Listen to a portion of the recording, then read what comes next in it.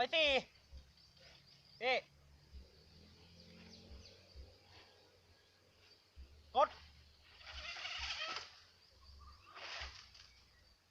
โอ้ตีโป่งนี่ตีโป่งดีอย่างนี้นี่เองนะเนี่ยเรือตีโป่ง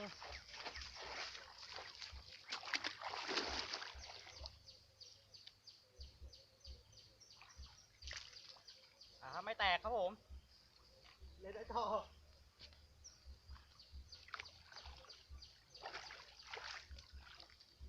ขำ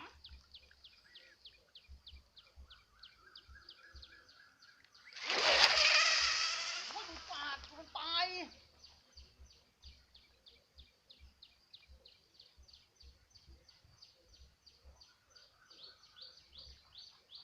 เอาขึ้นฝั่งไปแล้วพี่ยาวๆเลยยาวๆเลยยาวเลย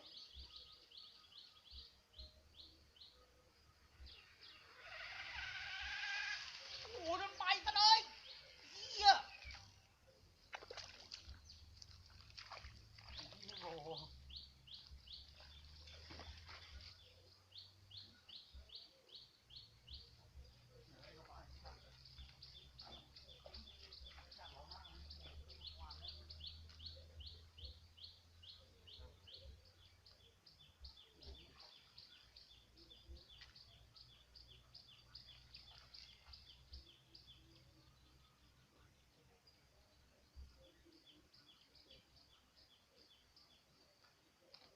วิ่ง7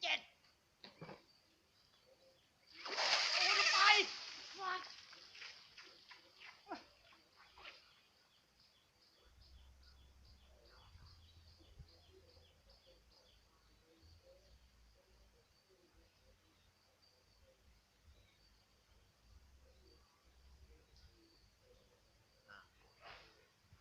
โอ้ยมาโอ้ยมาเข้ามาประโยชน์ชิบหาย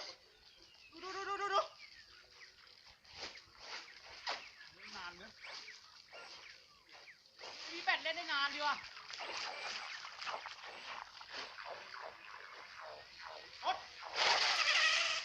โอ้ยฟาดพี่เสีย0บ้างมันตอนปล่อยแล้วมันเข้าข้างอ่ะอ๋ออ๋อไม่งั้นเดี๋ยวเอาตะโอ้ยเป็นไงนี่เอาข้างเข้าสะพานนี่กดไปหัวมุม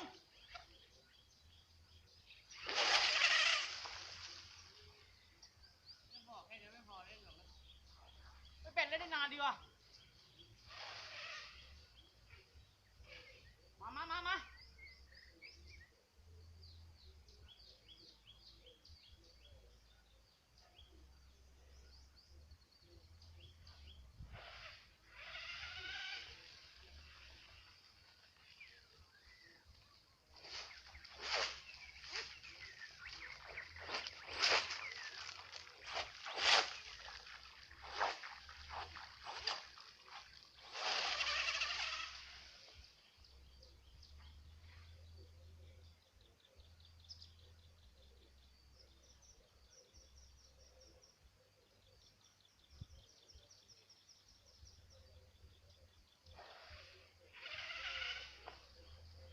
โอ้ยเป็นไรสัตว์ขนาดฟังยังวิ่งได้เหลี่ยมตีโป่งเป็นเงี้ย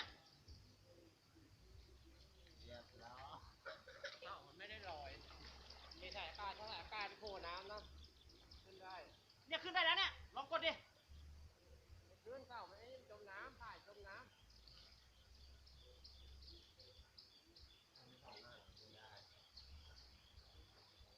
นานี้เรียบร้อย